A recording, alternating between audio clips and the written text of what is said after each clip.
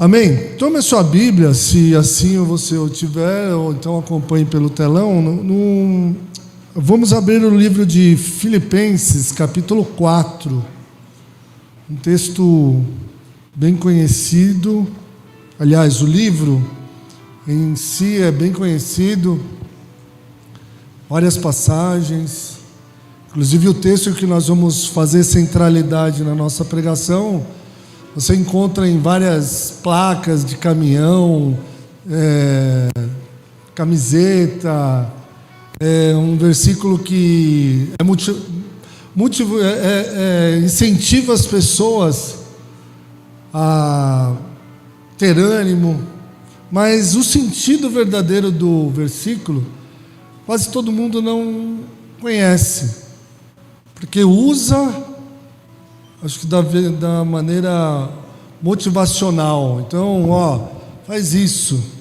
E a verdade é que se você receber esse versículo e usar da forma errada, você tem que entender a verdade. E para quem foi, em que época foi, usada como, em qual situação, aí você não vai querer usar esse versículo. Você vai falar, não quero isso. Porque, na verdade, Filipenses é uma carta que Paulo escreve a essa igreja. Ele estava acorrentado, ele estava preso em Roma para ser julgado à morte, e na sequência ele foi decapitado. Então esse versículo, quando você usa ele, se for da maneira errada, ou vou tomar posse disso, eu creio que você tem que tomar, porque o amor de Cristo, morrer em nome de Cristo, o próprio Paulo fala que é lucro. Eu prefiro estar com o Senhor do que estar na carne. Mas se verdadeiramente estar na carne é benéfico para que o Evangelho seja propagado, então eu vou ficar na carne. Mas vamos ler então o versículo de número... Vamos fazer de 10 a 13. Eu quero ler com vocês na versão NVI. Filipenses 4, verso 10 e até o 13. Filipenses 4, isso. Então na NVI diz assim, alegro-me grandemente no Senhor, porque finalmente vocês renovaram o seu interesse por mim. De fato, vocês já se interessavam, mas não tinham oportunidade para demonstrá-lo. Não estou dizendo isso porque seja necessitado, pois aprendi a adaptar-me a toda e qualquer circunstância. Sei que é passar necessidade, sei o que é ter fartura. Aprendi o segredo de viver contente em todas e qualquer situação. Seja bem alimentado, seja com fome, tendo muito ou passando necessidade. Versículo número 13. Esse é o famoso. Tudo posso naquele que me fortalece. Amém? Guarde isso. Versículo 13, você já viu em todos os lugares, camiseta, placa, já te falaram, creia, você pode tudo naquele que te fortalece. Você já ouviu isso? Então preste atenção que nós vamos tentar, mas eu creio que o Espírito Santo vai traduzir ao seu coração. Amém? Feche seus olhos, vamos orar. Senhor e meu Deus, em nome de Jesus, Pai, pedimos ao Espírito Santo, Senhor, que já se faz presente aqui, Senhor. Aqui a Tua palavra será exposta, e a Tua igreja, Senhor, abre a mente, o coração, para que eles possam receber. Traduza, Senhor, toda a verbalização aqui, Senhor, aos corações deles, para que eles possam entender a Tua mensagem no dia de hoje, Pai. Em nome de Jesus. Amém. Glória a Deus. Então, o livro de Filipenses, há uma igreja em Filipe, na Macedônia, na Grécia, Paulo, ele escreve aos Filipenses, mas a gente precisa entender como que essa igreja começou. E Atos 16 explica como começou a igreja. Mas a cidade, ela é bem mais antiga. Alguém já ouviu falar de Magno o Grande? Rapaz, vocês não estudaram história? Tá. Alexandre o Grande. Alexandre o Grande, um grande conquistador aí da época medieval e tal. Ele tinha um pai chamado Filipe, e essa terra foi dada de presente a Filipe. Por isso Filipos em grego é essa cidade. E Paulo, lá em Atos capítulo 16, ele faz uma das suas viagens missionária, mais precisamente a segunda, ele tem essa passagem, prega e funda a igreja de Filipe. Lá nós temos o relato da conversão de uma mulher chamada Lídia, que ela se converte, ela vendia púrpura, né? Temos também a conversão, a cura da jovem endemoninhada, e também tem a passagem que Paulo e Silas estão na prisão e os cárceres são abertos milagrosamente. O carcereiro, ele se converte, não só ele, mas toda a sua família. Essa é a passagem da fundação da igreja de Filipe. Ficou os irmãos lá, provavelmente passaram seus anos, e essa igreja é uma das igrejas que manteve o ministério de Paulo. Por isso que ele fala assim: vocês, não quero dizer vocês que tivessem deixado de cuidar de mim. Ele está escrevendo já no final da vida e agradecendo a essa igreja de Filipe, porque a igreja de Filipe, na verdade, é assim, ó, essa província era romana e era uma cidade onde as pessoas lá se vangloriavam dos seus feitos. Eram soldados romanos aposentados e vangloriavam-se das suas vitórias, dos seus feitos. E as pessoas que iam se convertendo, elas tinham muita dificuldade, porque a perseguição era muito grande lá. E eles eram martirizados, eles eram escoriados, eles eram a escória daquela sociedade. Então, eles tinham muita dificuldade, eles eram pobres. Mas, olha só que interessante, eles nunca deixaram de abençoar o ministério de Paulo. Diz Paulo aqui em Filipenses que você já ouviu falar em Filipenses 1:6? Então, serve para eles e serve para nós, ó. Estou plenamente certo que aquele que começou a boa obra em vós há de completar até o dia de Cristo Jesus.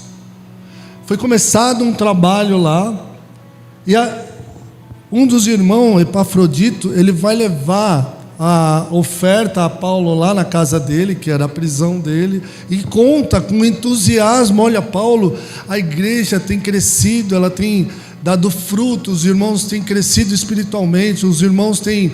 E por isso que ele fala: eu creio que aquele que começou a boa obra na vida da igreja há de aperfeiçoar até o dia de Cristo Jesus. Tome posse desse versículo, meu irmão, que serve tanto para Filipe como para a igreja da Manaim. Eu creio nisso, eu tomo posse, porque Deus tem me sustentado em todos os detalhes da minha vida, todos os detalhes da minha vida. Pega qualquer coisa da minha vida, eu sou errado, Deus é perfeito, e Ele tem me ajudado, Ele tem acompanhado cada passo que eu dou, principalmente os passos que eu dou fora. É como se a gente estivesse andando como uma linha, e você coloca o passo errado, justamente onde o diabo vai lá e dá aquela martelada, você, opa, não é aqui, eu volto. Deus fala: tá vendo? Você tem que andar no centro da minha vontade, não na linha que divide a bênção e da maldição. Eu tenho que andar aqui, ó, no centro, não aonde, por exemplo, eu posso ser atacado espiritualmente, ou posso atacar fisicamente. Por quê? porque este mundo jaz do maligno. Não pense que você está livre aí porque você é de Deus, tudo posso naquele que me fortalece. Não, não, não, não, não. Tudo aqui é atacado na mente, no físico, tudo contribui para que até a vinda do Senhor Jesus Ele possa resgatar ou tirar os crentes da presença do Senhor. Não brinque com essa coisa de não, eu posso ir, eu estou protegido. Não, não, não. Passou o carnaval, né? Muitos crentes participaram dessa brincadeira. Vai custar caro para eles. Vai custar caro, infelizmente. Essas pessoas que brincaram no carnaval esse ano, vai custar caro. Não brinque. Você que é crente, continue vindo à igreja, continue tendo comunhão com o Senhor, continue no seu devocional, continue a aprender e crescer no Senhor. Isso sim vai te dar resultado. Eu falo por mim, porque nesses 20 e poucos anos que eu caminho com o Senhor, vontade eu nunca tive de sair, mas se eu tivesse saído, o que seria da minha vida hoje? Alguém pode escrever aí? Com certeza, estaria num lamaçal do pecado, estaria pior do estado que eu vim para a igreja. Então não brinque com Satanás, ele não vem brincar, ele não vem bom dia, boa tarde, ele já vem abrindo a porta e com toda a bazuca toda a arma espiritual que ele tem, o máximo de soldado que ele tem, ele vem para arrebentar a sua vida, a sua família, o seu trabalho, aonde você estiver, ele vai tentar destruir. Amém? Mas Deus está perto, Ele está conosco. Deixa eu fazer uma pergunta para você. Quando nós proferimos aqui a palavra de Deus, ou algo que nós entendemos e passamos para a igreja, você recebe como uma balela, assim, o pastor está falando, mas isso não funciona. O mundo é mais moderno, o mundo é mais dinâmico.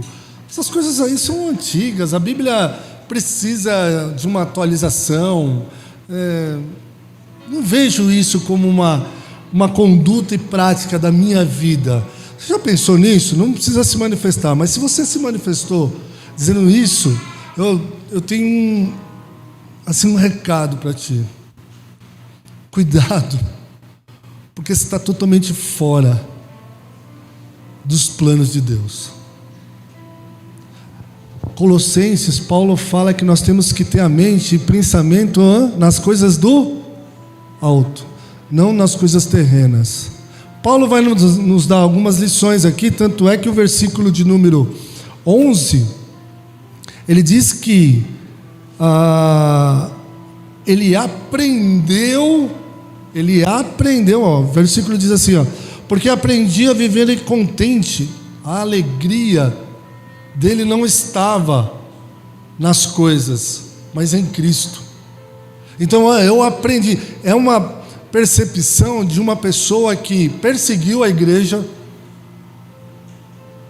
Ele perseguiu a igreja, ele era doutor da lei, fariseu, ele conhecia o que ele falava, e para condenar, a pessoa tem que ter refuto, e ele tinha refuto na palavra para condenar os cristãos, perseguia. E quando ele fala isso, ele fala, eu tirei tudo que eu tinha, joguei, e considero isso, na própria carta ele fala, isso é um esterco, isso aqui não me serve mais, eu perdi tudo que eu adquiri no mundo não serviu de nada. O que me serve hoje é amar a Cristo, é servir a Cristo, é andar com Cristo, é revelação de Cristo, é manter a minha comunhão com Cristo, é depender de Cristo, é se saciar na palavra de Cristo. A centralidade da vida de Paulo é Cristo, tudo é Cristo, tudo é Jesus Cristo, o meu Salvador. É isso que ele fala. E apesar dele não ter andado como apóstolo do lado de Cristo, ele é dado como o apóstolo. Escreveu 13 cartas. Se esse cara não se converteu, irmão, Tomé se converteu? Sim, mas estão entendendo? Ele teve um chamado totalmente especial. Então, quando a gente fala que um doutor da lei aprende a viver Cristo, você vê que ele vai lá embaixo na humildade, mostrando para nós que o Evangelho, como mesmo nós pregamos da outra vez, é o poder de Deus. As pessoas não entendem isso. Salva, cura, liberta, transforma. Uma pessoa que está em depressão já para dar cabo da própria vida, ela começa a ter vida. Daqui a pouco você vê cor na vida dela. Como é isso? Uma pessoa que está dada a enfermidade de um câncer, e ela levanta e fala: não, eu estou curada porque Cristo me curou. Esse é o Evangelho. Enfim, o grande propósito desses ensinamentos é a alegria que a carta fala, e Paulo menciona várias vezes que ele está alegre, ele está contente com tudo que tem acontecido na vida dele. Parece um paradoxo maluco, porque como que uma pessoa presa, acorrentada na sua casa fala que está alegre? Eu acredito que o soldado que vivia acorrentado com Paulo, ele se converteu. Não tem como. Não tem como. Como que ele vê algo? As legiões de soldados sabiam que Paulo estava preso, por quê? Porque ele pregava o Evangelho de Cristo. Olha só a magnitude da mensagem do Evangelho, alcançando através de uma pessoa, sendo só ele assim: eu prefiro ficar na carne para alcançar. Então, muita gente foi alcançada por esta prisão. Por isso que ele fala: estou alegre. Olha só, e nós, por qualquer motivo, a gente murmura. Sexta-feira, por exemplo, a gente trabalha no comércio, a gente precisa hoje do GPS, dos aplicativos, principalmente de banco, para fazer pagamento. E os meus bancos, eles simplesmente tiraram a facial.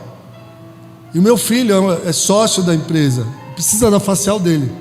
O meu filho mora em Santos, hoje, agora, fazia uma semana que ele tinha mudado. Eu falei: de manhã eu fiquei sabendo disso. Eu fiquei pensando: o que eu vou fazer? Vou em Santos, mando alguém, vou fazer alguma coisa assim, murmurando, tá? Não estou falando assim, não. Meu Deus, como é isso? Justo agora, preciso fazer os pagamentos na sexta, e tal. Bem, enfim, resumindo, por isso que a gente não foi no GC. Eu tinha que ter resolvido isso. Se eu deixasse para segunda, a hecatombe ia vir. Consegui resolver tudo em tempo hábil, porque sexta-feira foi. Se você não recebeu, você vai receber. Cobra seu patrão. A gente pagou o vale, né, o adiantamento.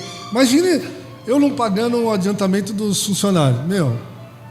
Segunda-feira eu estou crucificado lá. Então a gente correu e conseguiu fazer. Mas você vê, os detalhezinhos a gente murmura, sabendo que vai acontecer, vai ser feito. Mas Paulo está alegre, porque ele já tinha sofrido várias outras prisões, ele já tinha sido chicoteado várias vezes, e a chicotada romana são 39 menos uma, porque se o cara desse 40, ele tinha que parar, então ele dava 3 vezes, 5 vezes, de 39, porque ele não precisava parar, ele voltava. 39, 1, 2, 3, 4.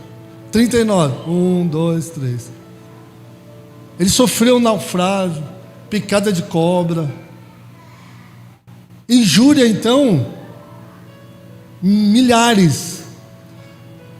Ser espancado e sacudindo a poeira e pregar em outro lugar e voltando aonde ele foi espancado e pregando de novo, é um cara maluco. Você já viu alguém maluco pelo Evangelho? Gente que faz loucura. Aqueles que estão lá na Praça da Sé, por exemplo, você acha que são loucos? Cara, aqueles caras vão ter eles estão plantando algo tão precioso no reino de Deus, que a vergonha, aquela lá, a injúria, eles sendo martirizados ali, não interessa para eles. O que interessa para eles é pregar Cristo. E Paulo está alegre por isso. Então, no mundo hoje que nós vivemos, onde, por exemplo, esse mundo moderno que nós falamos, que você e eu vivemos, né, tecnologia, a IA agora veio, né? Eu estava vendo que a IA, se você colocar um versículo lá, essa sai uma pregação pronta, com todo. E olha que eu vou te falar, meu Deus, que bom. Se você quiser um conselho, olha só, toma cuidado. Se você quiser um conselho, você dá na IA e a IA vai te aconselhar. Uma máquina vai te aconselhar. Como é isso? No final, para que precisamos de pessoas? Se tem agora, e essa inteligência ela está crescendo numa velocidade gigantesca. Você vê que não tem mais sabe quem vai perder emprego? Os atores, porque já faz filme na IA. O cara não vai precisar mais chorar lá, não precisa fazer mais nada, né? Está acabando essas coisas e vai chegar em nós. Só que a Bíblia diz que a igreja será protegida dessas coisas. Mas eu tenho que estar onde? Em Cristo. Eu tenho que estar encarcerado, algemado com Cristo.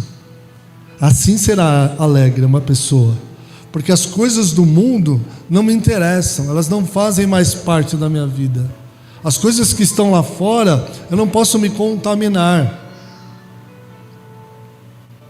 Então, nesse mundo moderno, a busca de mais dinheiro, mais conforto, mais sucesso, mais prazer, mais, está levando todo mundo por buraco.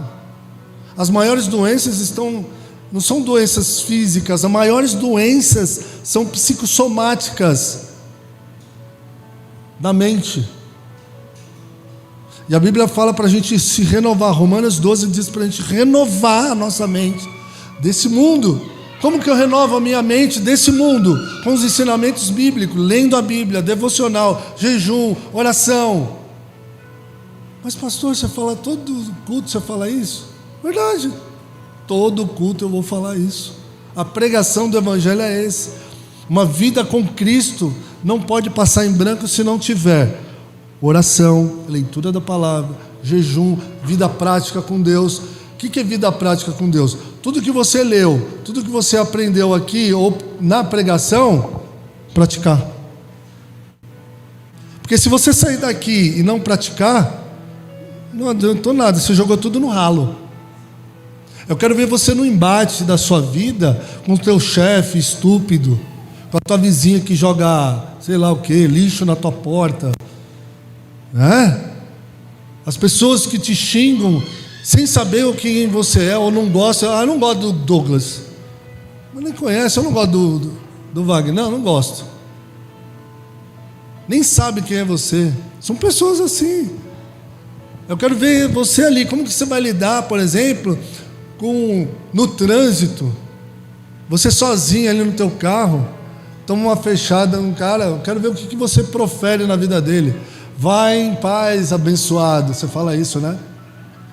Fala, né? Varão de guerra, obrigado por essa fechada. Me sinto mais forte agora. Você fala isso? Vida prática. Vida com Deus. É ali fora que você vai entender o que é ser verdadeiro cristão. E aí, Paulo nos ensina, né? Algo extraordinário que ele diz assim: já aprendi a me contentar com qualquer situação, seja ela negativa ou positiva. E eu quero passar isso para vocês.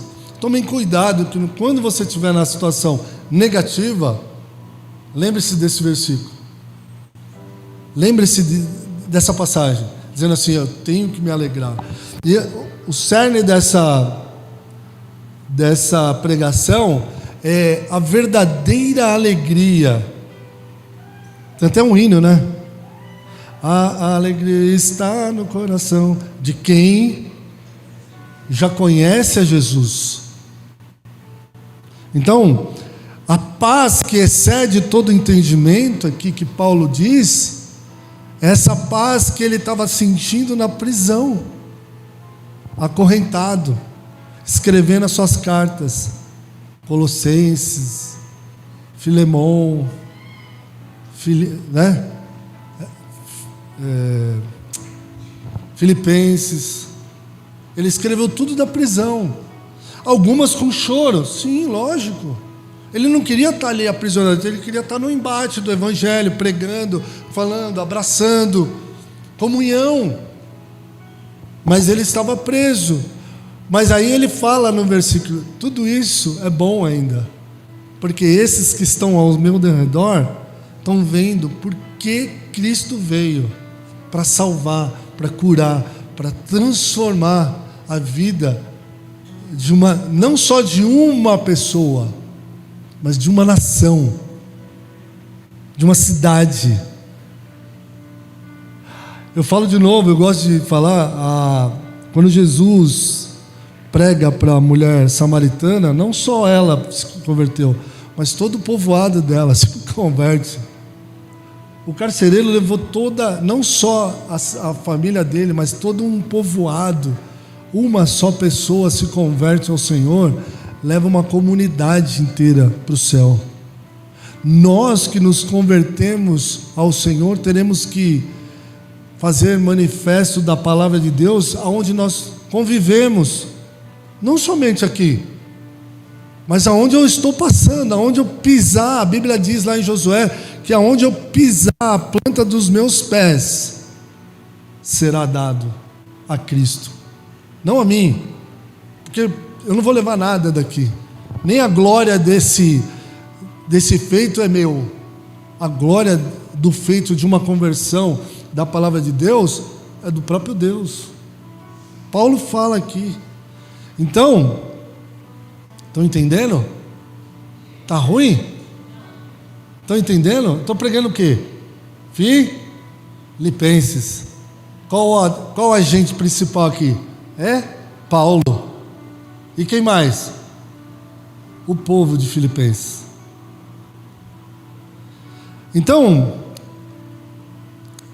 a verdadeira alegria, a verdadeira paz que o cristão pode ter, o contentamento, né? O contentamento, que na verdade,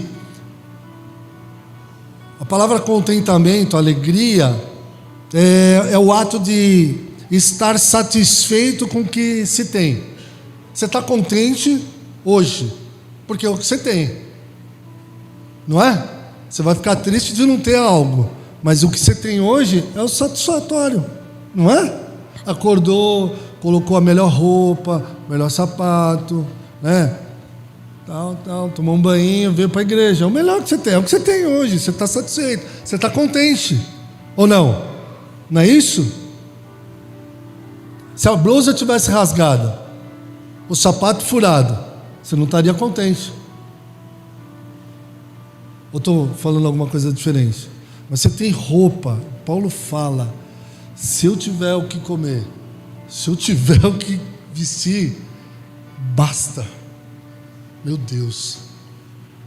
Hebreus fala lá no capítulo 13: contentai-vos com o que a gente tem, não mais, não menos, mas com o que a gente tem, porque foi quem deu? Deus. Deus te deu. Deus nos dá a oportunidade de fazer algo, grandes coisas, mas quando você está lá, grandes coisas, parece pequeno. 10 anos atrás, você acreditaria que você estava aqui? Eu não imaginaria que eu estaria aqui. 20 anos atrás, eu não imaginaria que eu estaria no Evangelho. Nunca, jamais.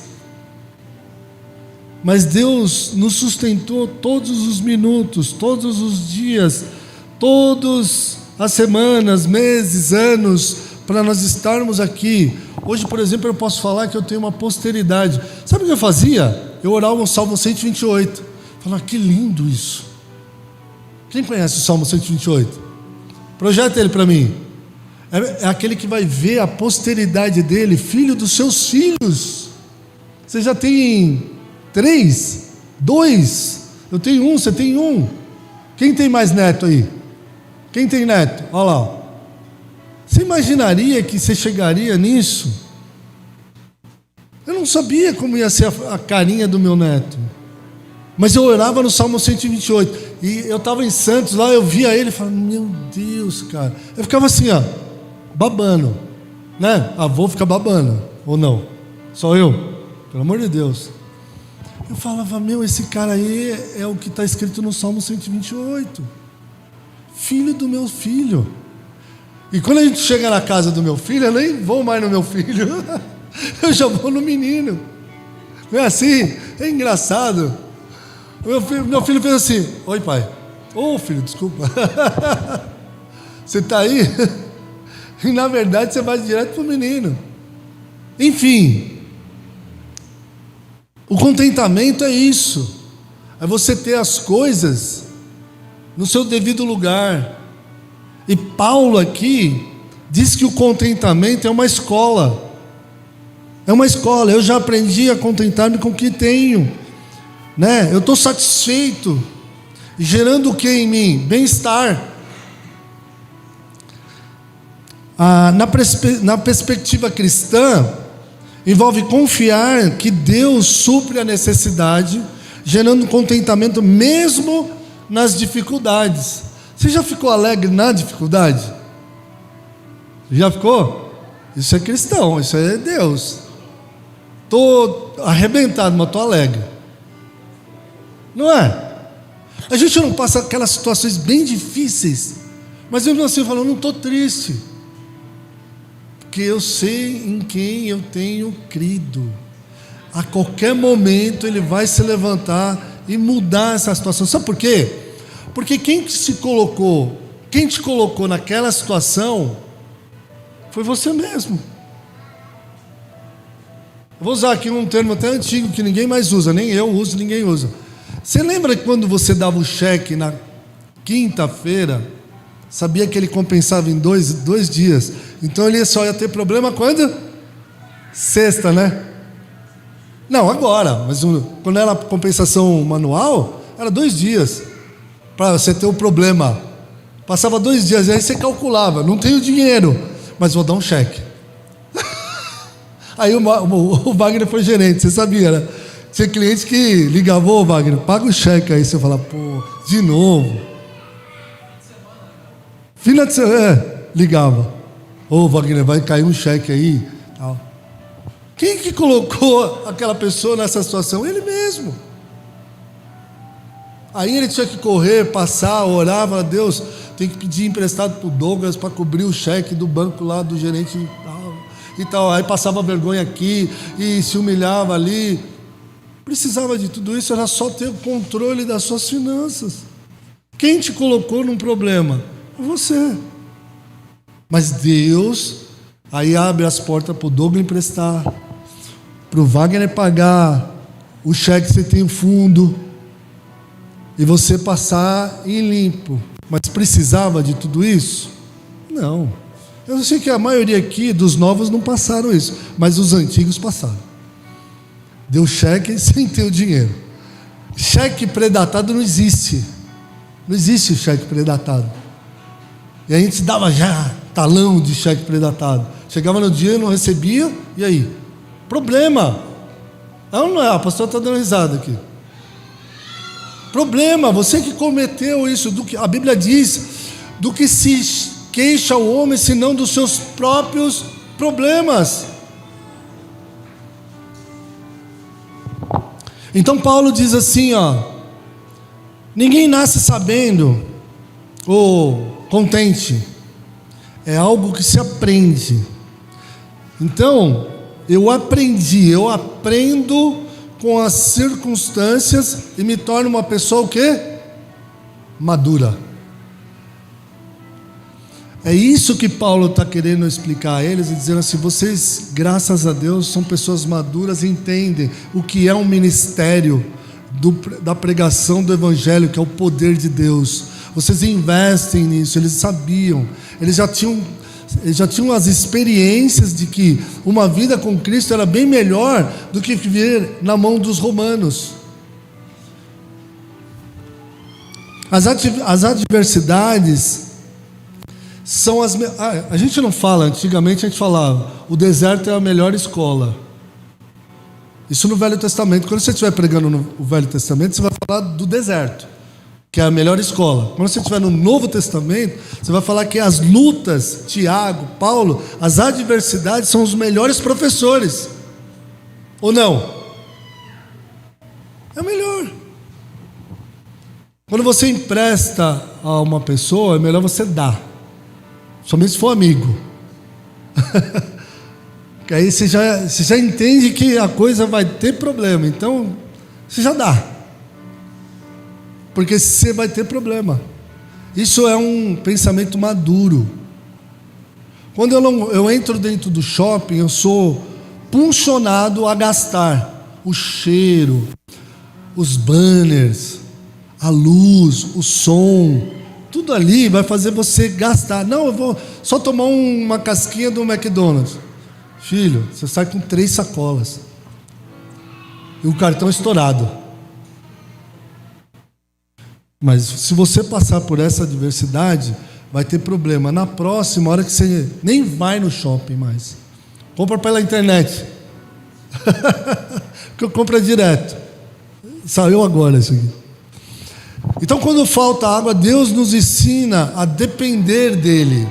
Quando falta algo, a nossa dependência é Cristo, é buscar a Cristo. E contentar, se alegrar é aceitar que Deus sabe o que é melhor para nós. Você já eu gosto de fazer essas perguntinhas. Você já tentou ajudar Deus? Você já tentou ajudar Deus? Deus, eu quero isso, mas eu vou te dar uma ajuda. Deus precisa de ajuda para te abençoar? Não fala a verdade. Mas você já tentou, ou não? Quem nunca fez isso? Você sempre quer dar uma ajudazinha a Deus. A Deus, no meu processo, eu vou tentar te explicar como que funciona Deus. Eu vou tentar explicar o que está acontecendo, Deus. Ou não? Tudo bem que você, nas suas súplicas, você tem que explicar a Deus. Deus quer uma troca de informações, mas Ele sabe de tudo e Ele sabe o melhor para você. Por isso que nós oramos antes dos atos. Mas ninguém faz isso. A gente faz os atos e depois tenta consertar com oração.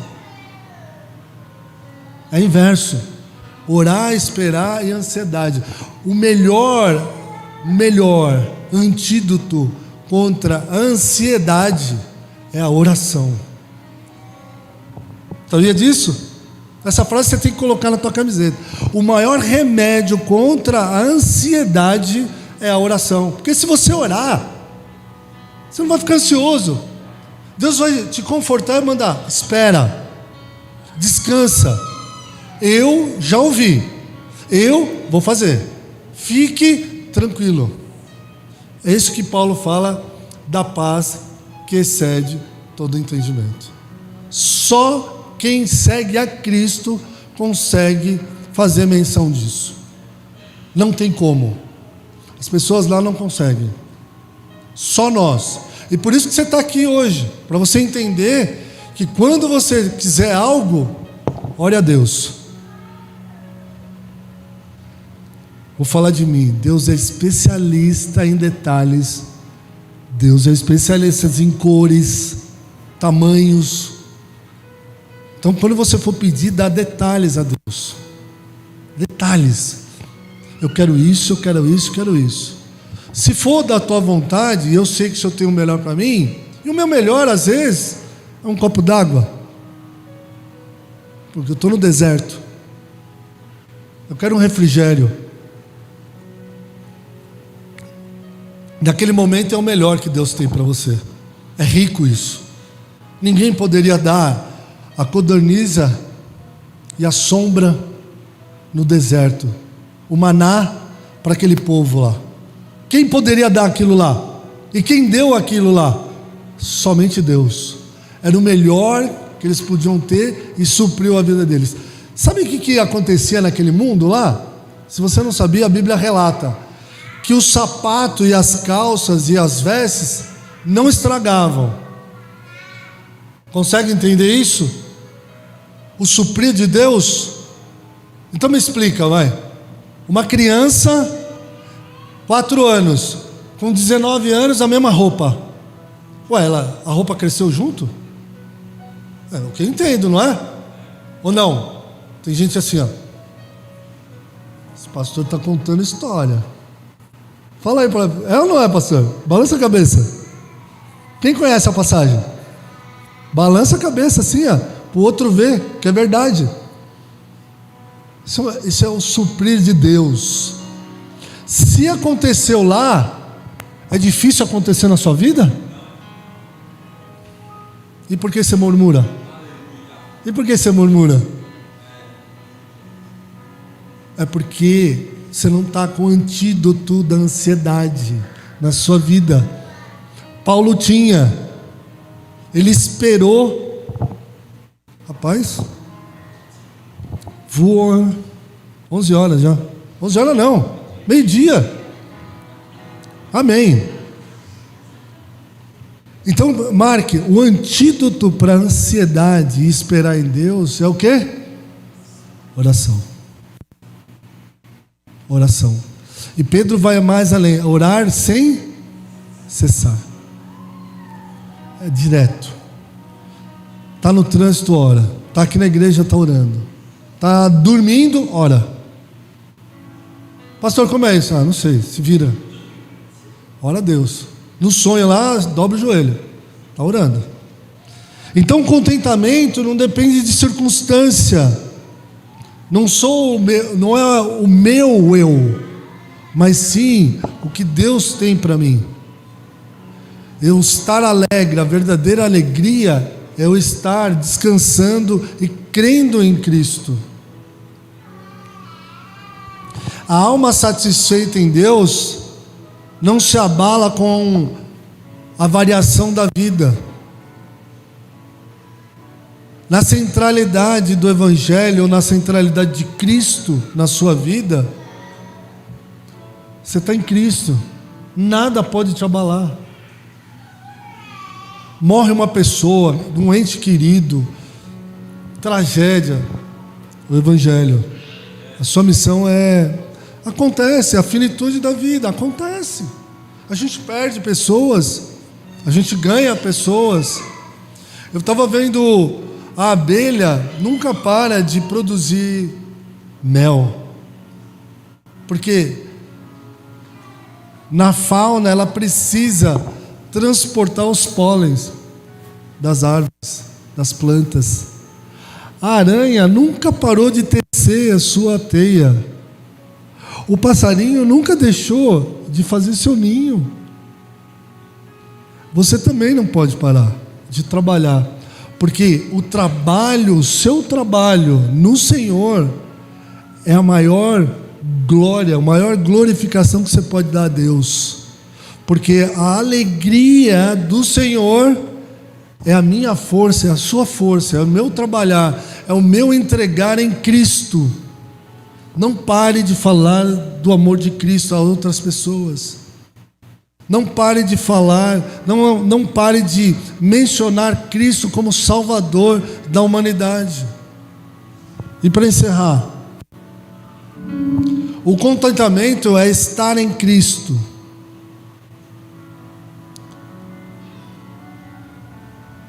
Paulo diz: posso tudo. Ele fala isso? Ele fala isso? Que a gente lê isso. Mas na verdade, posso tudo em Cristo. Aí se você falar isso, joia. Posso tudo em Cristo. Paulo menciona, o segredo do contentamento é estar em comunhão com Cristo, é estar fora das circunstâncias que pode te derrotar. O contentamento é isso. Amanhã a gente vai trabalhar, você vai ter muito problema, ou não? Quer? Por quê? Você vai ter vitória. Porque se não tiver o problema, você está deitado numa cama, fazendo o quê? Nada. Produzindo o quê? Nada. Se você vai para a guerra, vai ter embate, não tem jeito. O soldado vai para a guerra, não tem como ele sair ileso. Vai ter feridas, vai ter machucado, não tem como. Mas tem algo que Paulo menciona: caminhando, deixando as coisas que ficaram para trás, eu caminho para o alvo da verdadeira vocação, que é Cristo Jesus. Não tem como a igreja passar sem tomar pedrada. É louvável tomar pedrada. Paulo diz isso.